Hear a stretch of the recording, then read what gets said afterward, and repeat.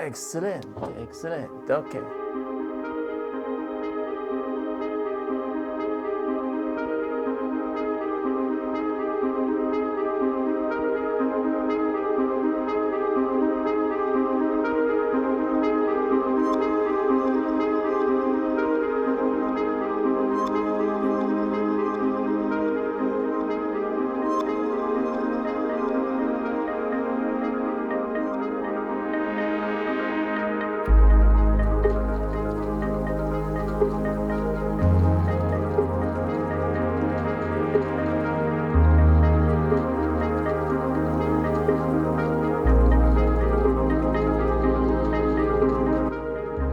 Now, depending on your setup and the type of work you do, a monitor is a highly specific choice. Choose wisely and it can be one of the best investments ever.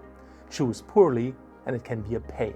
Now, before I get into what it is that I specifically use this monitor for, in my opinion, there is a potential deal breaker when it comes to using this monitor that you should be aware of. When internally recording, whenever the monitor creates a new file, there's a gap in between the files. Depending on what you're recording, that might really suck for you. And as far as deal breakers are concerned, in my opinion, that's it. So what do? I do a lot of things, but a lot of the time, what I do is interview type talking head scenarios, for example, for employer branding. So depending on the gig, I need a monitor that checks certain boxes. I need a monitor that's quiet, so I can record high quality audio without the cooling system interfering whatsoever. Memory 7 Pro, very quiet, no problems there at all. Check. I need a monitor that, apart from being an on-camera monitor, can also be used as a director's monitor and even a tiny production monitor. So even if the monitor stays on top of the camera at all times, to me that means at least a 7-inch monitor.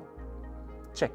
I need a monitor that offers SDI. Because I'm running an FX6 as my A-cam, I'm using the HDMI out of the FX6 for either a director's monitor or a production monitor. That only leaves me with the SDI out for an on-camera monitor. So, Memory 7 Pro, SDI in and out, check. Ideally, I also want SDI HDMI cross conversion. Now, the Memory 7 Pro doesn't offer full-on cross conversion. It can, however, and that's good enough for me, convert SDI to HDMI. So I have another signal to feed to another display if not only I need an on-camera monitor, but also a mobile director's monitor and also a production monitor for Video Village. So again, check. However, it cannot convert HDMI to SDI. As I said, it's not full-on cross conversion. I need a monitor that is daylight viewable when I work outside. 2200 nits gets it done, so once again, check. I want a recording function that does not require mega amounts of storage. The Memory 7 Pro records to a simple SD card internally with a low but usable bitrate. This way I can inconspicuously capture rare moments between real takes, which I can most often use in the edit later on, which is awesome and really helpful. Full HD is the maximum resolution, 30 respectively 25p is the fastest frame rate. Anything higher gets downgraded, and the bitrate does not allow for heavy grading in post. But that's all fine. All I want is some nice C-roll that optimally I do not have to process at all.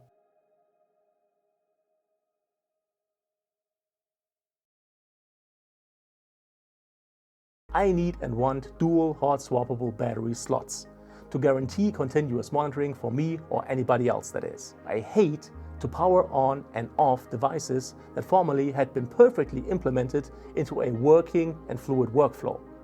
This stuff just bogs you down and takes up time that I'm not willing to put in. So, dual NPF battery slots make me very happy. Check. I need a wide color gamut, so clients do have a clear idea of what they're getting and what the on-camera monitor shows looks like what the production monitor shows. I need clients to be confident in what the end product is going to look like. DCI-P3, fine by me, so check. I need a large viewing angle and a log function. I want people to see everything but touch fucking nothing, especially when the device has a touchscreen and people can by mistake alter settings. So 170-degree viewing angle, check. Log function, check.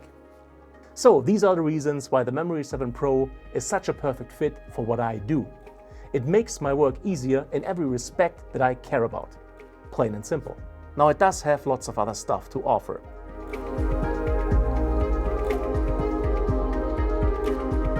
Overall, should you be in the market for a 7-inch on-camera / director's monitor, definitely give the Memory 7 Pro from Shimbol a closer look. So that's it for this video. If you liked it, if you found it helpful, please make sure to leave a thumbs up. It's greatly appreciated. Any kind of comment or feedback is welcome, and I'll try to answer as quickly as possible. All the tech that I've used in this video is linked in the description. As always, thank you so much for your time. Thank you for watching, and hopefully see you again soon.